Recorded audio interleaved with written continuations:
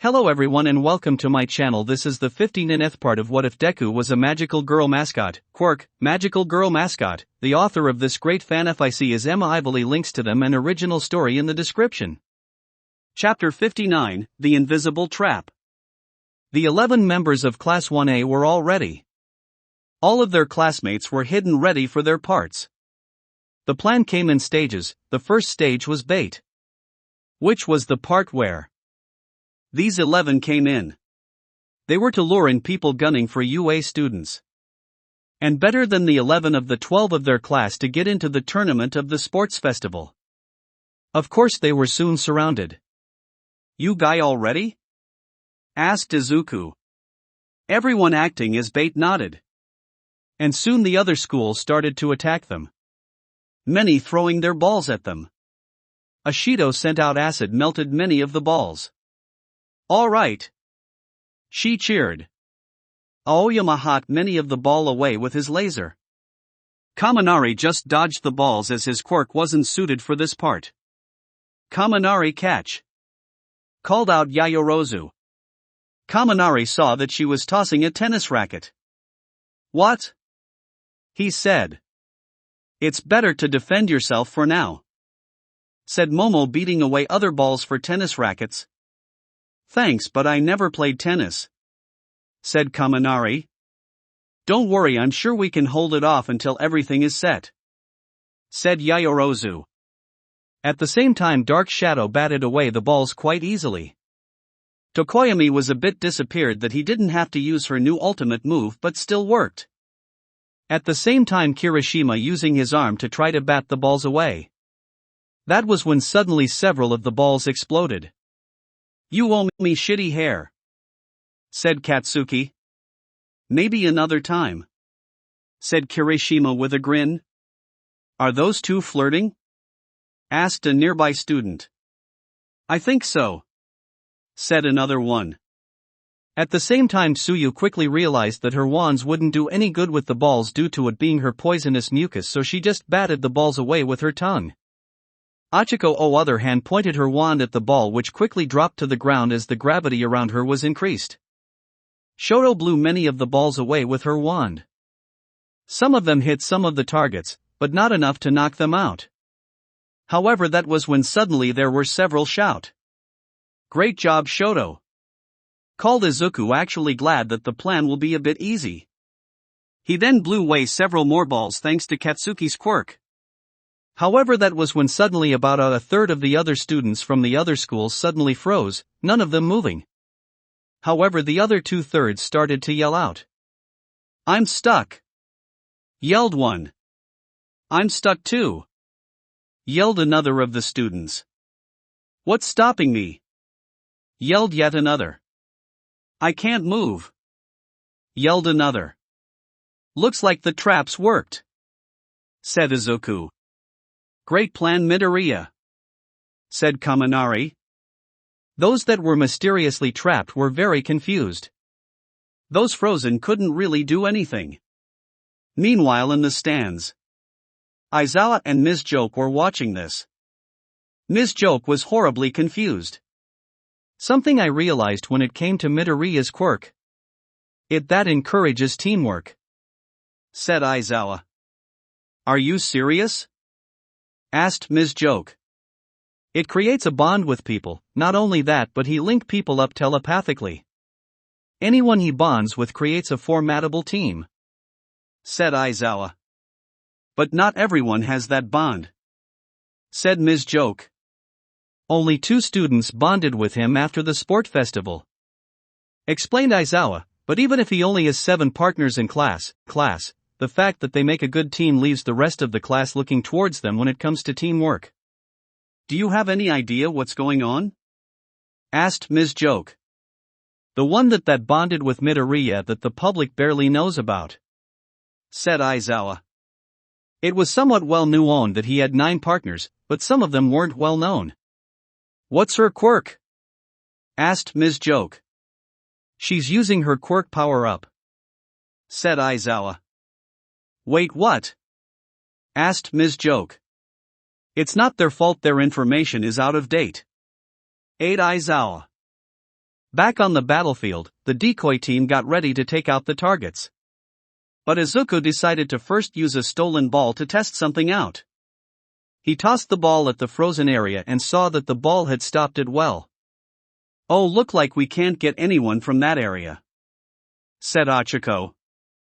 "I'm going to have to check in with Tenya," said Izuku. He then opened telepathy with Tenya. "What do you think you should do for your third?" asked Izuku.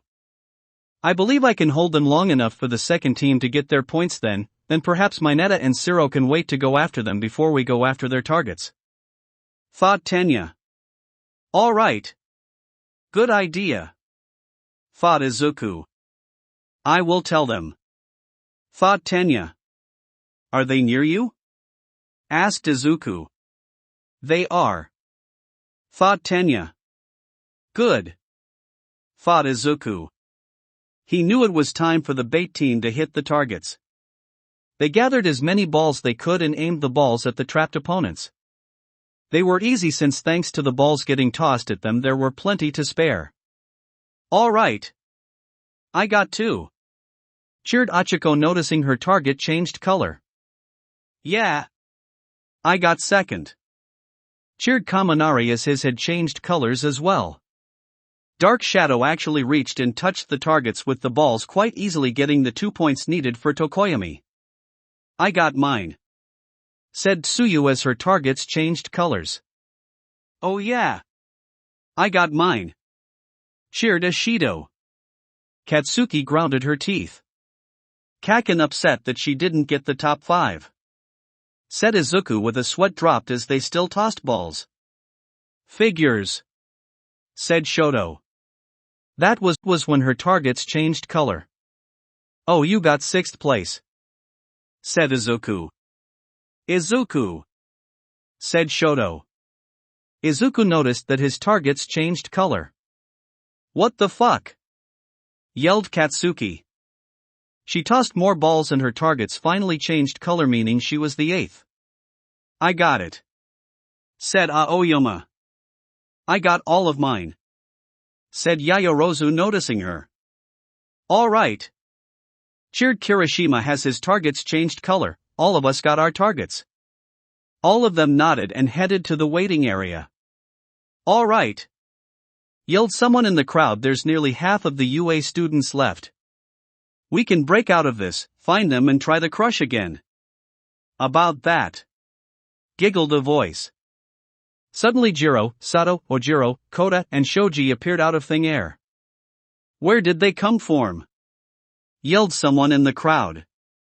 "Yeah, we're the ones that didn't fit in either group," said Jiro. "Either as bait or trappers," said Sato. "They didn't make the tournament nor did they fit it in the other group." And once again the trapped students were subjected to the barrage of balls.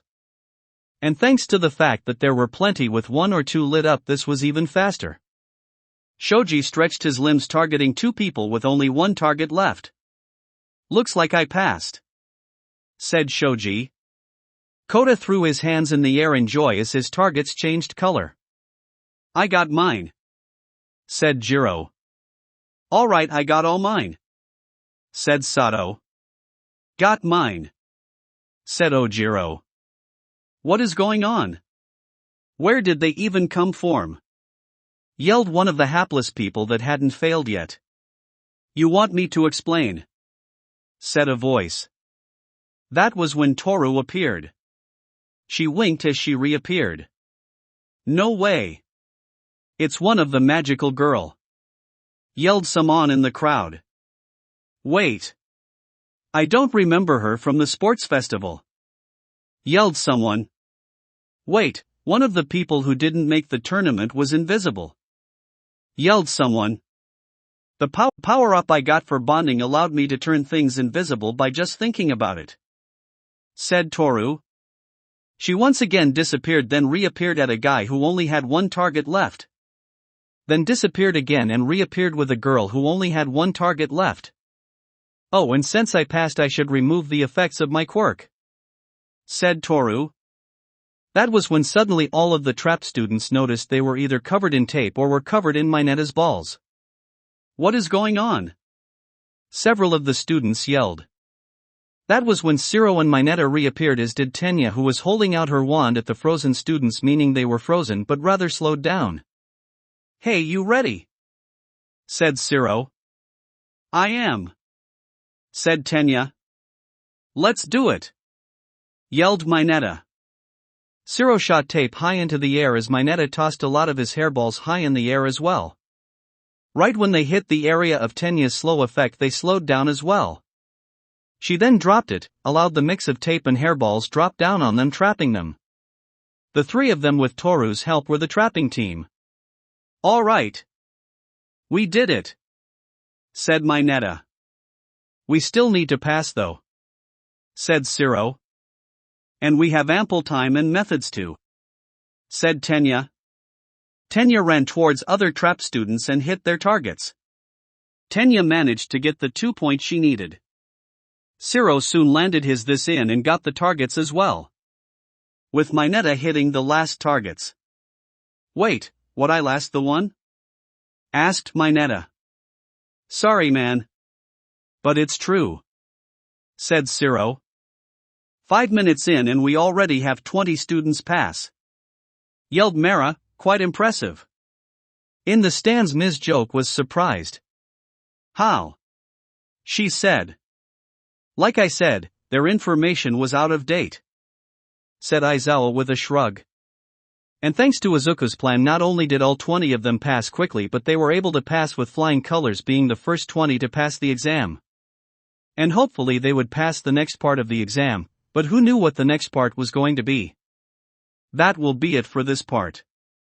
I hope everyone enjoyed. If you did, please leave a like and comment if you want part 60. If you want to hear more from me, subscribe. I hope to see you all in the next one.